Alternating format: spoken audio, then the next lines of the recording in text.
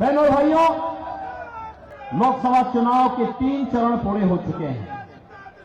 पूरे देश के अंदर आधा चुनाव संपन्न हो चुका है और अब चौथे चरण का चुनाव कल है।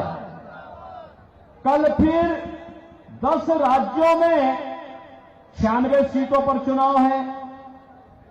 यानी अब तक तीसरे चरण आते आते जो अब तक देश के अंदर मोदी लहर थी, वो मोदी लहर अब एक सुनामी का रूप लेने जा रही है, क्योंकि जनता जनार्दन के मुंह से एक ही शब्द फूट रहा है और बहनों और भाइयों वह है कि फिर एक बार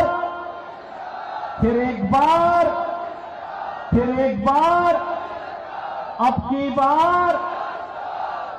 बार ये 400 पार। जब हम 400 पार की बात करते हैं तो कांग्रेस और इंडी गठबंधन को चक्कर आने लगता है कि 400 पार कैसे होना है।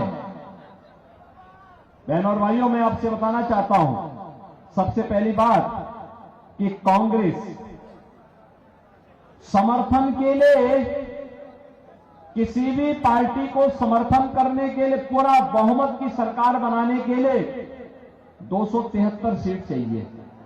कांग्रेस इतनी सीटों पर ही चुनाव नहीं लड़ पा रही पूरे देश के अंदर, तो क्या ये सरकार बनाएगी क्या? दूसरा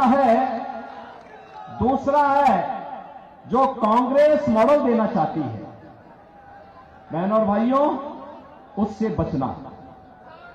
इसलिए बचना, मैं उसमें बाद में आता हूं, लेकिन जब देश के अंदर अलग अलग राज्यों में मुझे जाने का अवसर प्राप्त हुआ, पश्चिम में पहले चरण, दूसरे चरण, तीसरे चरण के मतदान के बाद जब भी हम जनता जनार्दन के पास गए, हमने कहा भी फिर एक बार मोदी सरकार आप चिल्ला रहे हैं, अब की बार 400 पार की बात कर रहे हैं, कैसे होगा?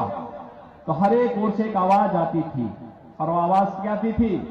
लोग एक ही बात कहते थे कि जो राम को लाए हैं, और ये तो अवध क्षेत्र है।